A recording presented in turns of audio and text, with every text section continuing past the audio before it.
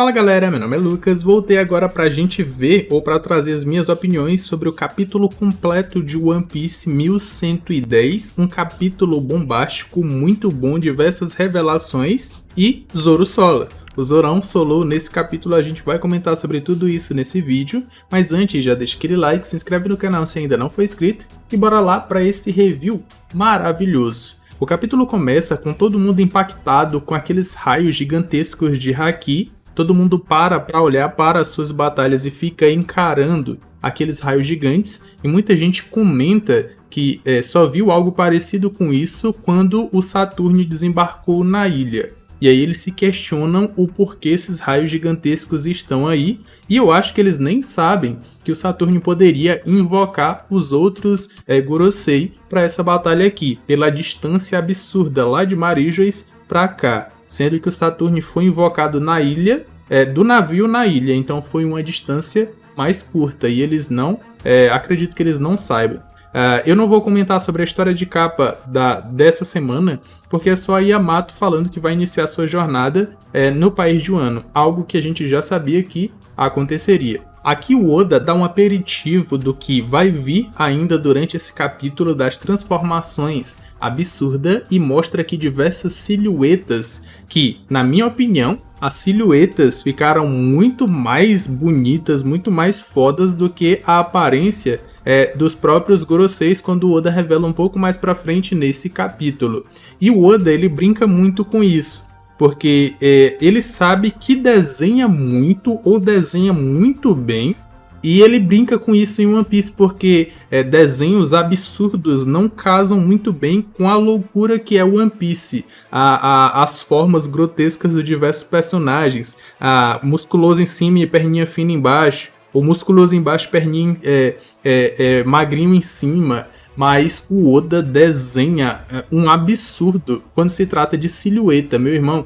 Eu fiquei mais hypado com essas silhuetas do que realmente com a aparência dos Gorosei. E o Oda brinca muito com isso. Mais pra frente ele ainda vai revelar as aparências desses personagens. Só que aqui ele revela um nome, ele não revela necessariamente o nome da Akuma no Mi de cada um dos Gorosei, mas ele revela o animal que foi utilizado como base para a criação dessas Akuma no Mi, entre aspas.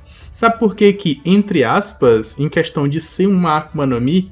Porque, mais uma vez, o Oda traz a discussão ou coloca em xeque o fato de que, lá no passado, esses poderes de Akuma no Mi, que hoje em dia são dados por frutas, antes tinha sido dado diretamente para pessoas.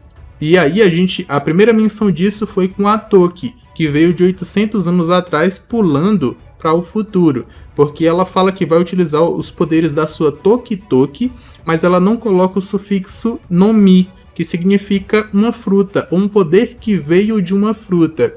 E o Oda revelando só o nome do animal de cada um dos Gorosei, pode querer nos dizer que eles também não comeram frutas, mas os poderes foram dados diretamente para eles de alguma forma que a gente ainda não sabe qual é, mas de forma natural e não que eles tenham realmente comido uma Akuma no Mi como é hoje em dia. E aí o Oda revela aqui o nome dos animais que foram utilizados como base para a criação dessas formas, dessas criaturas grotescas aqui, para finalmente revelar a forma de cada um dos Tenryubitos, ou dos Tenryubitos não, dos Gorosei. A gente tem aqui essa imagem absurda. A primeira coisa que a gente pode notar é que o Saturne é o menorzinho de todos esses monstros gigantescos aí. E aí fica a questão, é porque o seu animal realmente é menor que os outros, ou é porque ele aparentemente está na sua forma híbrida? E ainda não está na sua forma completa de aranha. E aí é por isso que ele está menorzinho que os outros. Porque se vocês repararem, o Saturne que está no centro aí, ele parece ou ele está ainda parecido com a sua forma natural de ser humano. Mas os quatro que estão atrás dele não tem nenhuma aparência dos Goroseis na sua forma humana. É como se o Oda quisesse realmente nos mostrar que eles estão na sua forma completa e o Saturne ainda não. Falando um pouco mais da aparência de todos eles, eu acho que a maioria das pessoas vai achar que o mais legal é o Nasujuro, que é esse aqui que foi pintado com os pelos verdes, porque realmente ele foi o que ficou mais foda dentro dessa aparência aqui dos Gorosei. Mas e aí, eu quero saber as opiniões de vocês. Vocês gostaram dessas formas grotescas que o Oda revelou aqui dos Gorosei? Um outro ponto é que muita gente fala que por ter essa nuvem negra em volta dos ombros, todos eles estão despertados. Só que, como eu já falei, e vou falar aqui de novo, essas nuvens negras, ou está sendo mostrado assim, elas só apareceram no despertar, as negras especificamente, só apareceram no despertar do Rob Lute e do Kako, que foram as primeiras Akuma no Mi Zoans normais, que foram mostrados tendo sido despertados de maneira natural. A gente não leva em conta as bestas carcereiras de Impel Down. E esses dois, eles têm essas nuvens negras em volta dos ombros. Só que nuvens em volta dos ombros não necessariamente significa o despertar, porque a Yamato, na sua forma híbrida e completa, ela tem essas nuvens em volta dos seus ombros, e ela não necessariamente está com seu poder desperto. O Oda não deixou claro que ela despertou seu poder. E aqui, todos os que estão atrás do Saturne, eles têm nuvens negras nas costas, mas eles estão na sua forma completa, e não numa forma que aparentemente poderia ser o seu despertar. Já o Saturne, misturando ali a sua forma de aranha com a sua forma normal, ele aparenta realmente estar no despertar. Mas isso é só uma opinião. Eu quero saber a opinião de vocês, então já comentem aqui embaixo que eu vou estar vendo e vou estar dando um coraçãozinho para vocês. Os Goroseis, eles chegaram na ilha já, cada um com uma tarefa a cumprir, e eles não perdem tempo em cumprir essa tarefa. O Nasujuro, se eu não estiver falando o nome dele errado, que é o Carequinha, ele já utiliza um poder que a gente não sabe se realmente é o poder do seu animal ou se é Haki da Observação, um Haki da Observação apuradíssimo, que ele mapeia toda a ilha para identificar onde estão todos os pacifistas que estão atacando a marinha. E aí ele já vai agir em relação a eles. Ele vai para sua forma híbrida, a gente poderia dizer que é mais ou menos isso, ele começa aqui a se transformar ou se metamorfosear, a gente poderia dizer isso, e aí essa forma híbrida dele fica a metade de baixo de um animal, do seu animal na verdade, que é um cavalo esqueleto, e a parte de cima do próprio Gorosei, como a gente conhece, e as nuvens negras ali em volta dos seus ombros. Eu não vou dizer que tá feio, porque tá muito da hora, eu gostei muito, só que parece que o Oda, ele tá perdendo a mão, ou não sei se é falta de criatividade, para mostrar algo novo nas transformações Zoan. Mais uma vez, essa forma dele aqui tá muito foda, eu gostei muito, só que a forma híbrida de uma Zoan, ela mistura tanto a forma humana quanto a forma do animal. Aqui tá misturado, tá? Mas a gente poderia dizer que tá, metade de cima é o humano e metade de baixo é o animal. Quando o Oda já desenhou diversas vezes, a forma híbrida é como se as características do animal fossem colocadas no ser humano. Quando a gente tem o Rob Lute na sua forma híbrida, ele não tem ali, sei lá, a parte de baixo leopardo e a parte de cima humano. Ele tem o seu corpo de humano, sua forma humanoide, a gente poderia dizer assim, e as características do leopardo no seu corpo. Mas aqui não, aqui tá metade de cima humano, metade de baixo cavalo. E aí ele lança um corte em todos, e não só em um pacifista, em vários deles, e começa a meio que inviabilizar as suas ações, porque eles foram comandados pela Bonnie para atacar ou para ajudar os Mugiwaras a fugirem da ilha, e aí eles estão atacando a marinha. para que esses pacifistas não sejam destruídos, ou para que a marinha não destrua ela mesma, tanto com os pacifistas atacando os navios, quanto os navios tendo que destruir os pacifistas, ele lança esse ataque aqui que aparentemente, eu acredito que é dito no capítulo, é um ataque congelante que meio que imobiliza ou impede que os pacifistas continuem atacando. É um corte de gelo que meio que interrompe a ligação neural e aí eles perdem as suas funções e caem. Só que se vocês repararem, não só nessa imagem como nas outras do Nasujuro atacando, é como se ele tivesse realmente, a sua espada tivesse atravessado o corpo do pacifista e congelou todo aquele corte que atravessou.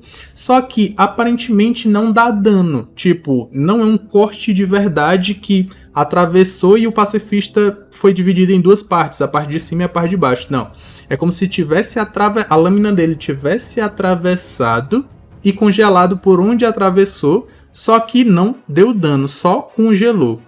E aí a gente pode ver aqui um dos ataques do Brook, e o Brook também trabalha com gelo, é mais ou menos assim. Só que o ataque do Brook congela aonde ele cortou. Tem um corte da espada do Brook, e aí naquele corte vai criar o gelo, que é mais ou menos o que vocês estão vendo aí. Só que o Nasujuro, ele não faz isso, ou o dele vai além. E aí eu me pergunto se o Brook vai chegar nesse estado aqui em algum momento. Será que esse é um golpe que o Brook pode aprender? E se ele aprendesse, seria um golpe bem absurdo. E aí, um outro detalhe importante é que o Nasujuro também, se eu não estiver falando o nome dele errado, tem uma lâmina negra aparentemente. Aí a questão que fica é uma lâmina negra permanente ou não? Se for, eleve muito o nível de poder desse velho careca aqui. E aí a gente pode pensar numa batalha absurda dele com o Zoro, porque essa aqui seria a terceira espada, ou a terceira única espada de One Piece que tem uma lâmina negra permanente. A primeira foi a Shusui, que a gente...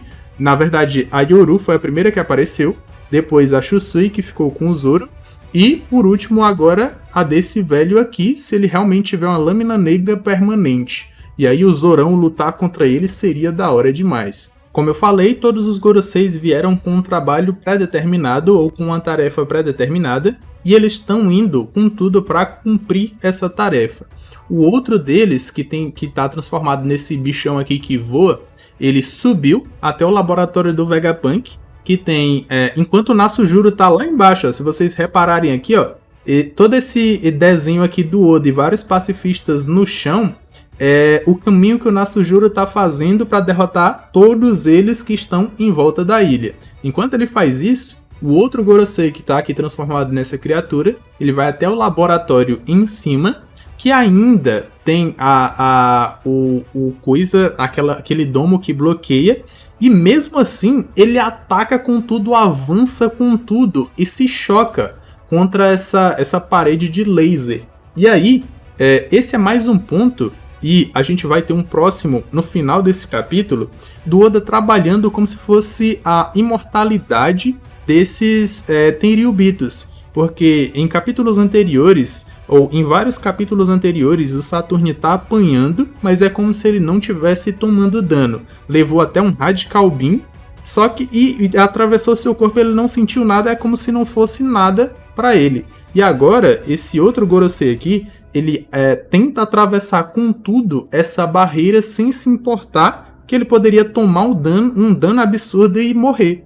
Então, o que eu acho que o Oda está fazendo é trabalhando de pouquinho em pouquinho a imortalidade dos Goroseis, e aí no final ele vai revelar que pode ser que todos eles passaram pela cirurgia da juventude perene. E esse Gorosei aqui quer atacar quem está dentro do laboratório, e o Sanji até fala para Nami e para os outros fugirem ou saírem de lá o mais rápido possível, que eles podem estar correndo perigo. Enquanto isso acontece, o Saturn continua atacando o Luffy. Essa carinha dele aqui que o Oda desenha é muito engraçado, os olhinhos esbugalhados. Enquanto o outro Gorosei, que está transformado em verme gigantesco, ele afunda no chão. o Luffy até se espanta. Esse aqui, se eu não me engano, é o Gorosei loirinho, que tá transformado nesse verme gigantesco aqui, e ele afunda no chão pro espanto do Luffy, continua lutando contra todos eles. E aqui nós temos um momento impactante e muito engraçado, porque o Jinbe tá conversando com os Mugiwaras, falando que o Zoro ainda tá lutando contra o Rob Lute, a batalha ainda não acabou, e o Sanji fala que o Zoro é um peso morto. O Zoro, enquanto tá sendo interrompido aqui pelo Rob Lute, ele tá fazendo com que o bando corra risco. E aí o Zoro ouve isso e fica pistola. Ele que estava ali lutando, ou ele tinha meio que perdido a sua concentração na batalha depois que aquele haki dos Goroseis explodiu, o Zoro se concentrou mais uma vez, pegou toda aquela raiva em relação ao Sanji ter falado aquilo e lançou. Primeiro que ele esquivou dos diversos ataques do Rob Lute, que aqui são pistolas de mão, se eu não estiver enganado. Ele esquivou de todos esses ataques, o que mostra que o haki da observação do Zoro também está afiado, também está potente, para lançar um novo ataque do estilo Santorio, e aí derrotar o Rob Lute. E esse ataque contém haki do rei, porque a gente vê aqui, na verdade, tem choques de ataques, ou ataques sendo lançados, que saem raios negros. A gente imagina que esse aqui tem haki do rei porque é o Zoro atacando. A gente já viu que o Zoro tem haki do rei e consegue imbuir nos seus ataques.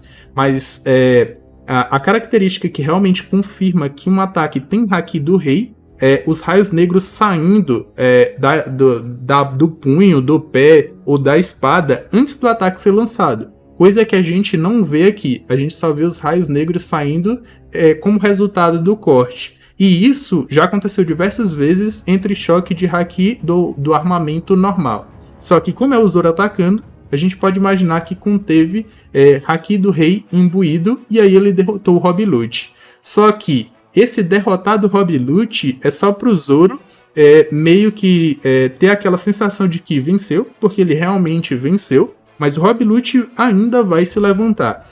Como ele tá desperto, tá com sua Akuma no Mi desperta aqui na sua forma desperta, ele ganhou um boost de poder absurdo que nem aqueles das bestas carcereiras de Impel Down, só que aqui o Rob Lute controla. E aí naquele capítulo onde ele é derrotado pelo Luffy, leva um socão e o Luffy vence aquela batalha, 32 segundos depois, que foi o tempo que o Luffy levou da base da ilha até no laboratório do Vegapunk, que também é o tempo que o Luffy levou para se recuperar do seu estado de ameixa seca, foi o tempo que o Rob Lute precisou para se recuperar daquele ataque do Luffy e já tá de pé. Então, não menosprezem a regeneração absurda de uma Zoan desperta, ainda mais o Rob Lute. Ainda mais o Rob Lute, que já mostrou isso durante esse arco aqui. E aí ele se levantou e vai se levantar mais uma vez. Então o Zoro vai sair daí como o vencedor, só que o Rob Lute ainda vai se levantar e vai atrás dele mais uma vez. É algo que eu acredito que vai acontecer.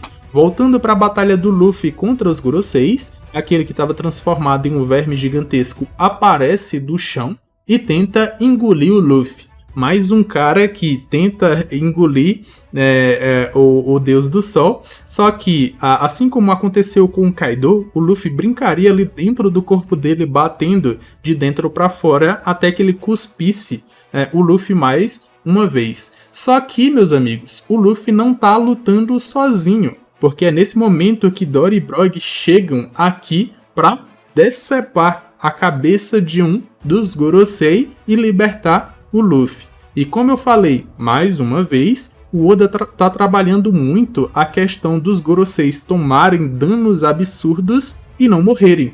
Aqui, um deles teve sua cabeça decepada. Mas aí vocês acham que o Oda apresentaria a forma absurda de um dos Goroseis em um capítulo, para no mesmo capítulo ele já morrer?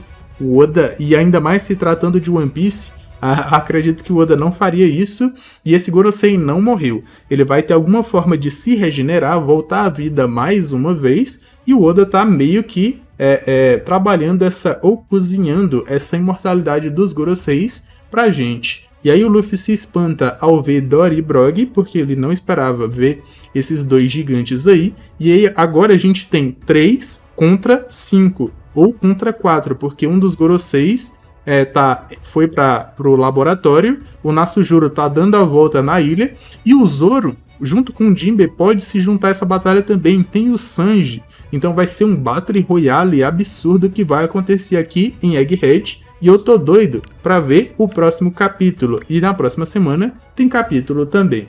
Mas agora eu quero saber as suas opiniões em relação a esse capítulo e tudo o que eu falei até aqui. Comentem aqui embaixo se eu me equivoquei em algum ponto, se você percebeu alguma coisa que eu não percebi. Comenta que eu vou estar vendo e vou estar dando coraçãozinho para vocês. Aqui na tela final vão estar aparecendo 2 vídeos que eu acredito que vocês vão gostar. Eu me despeço por aqui, um abraço e valeu!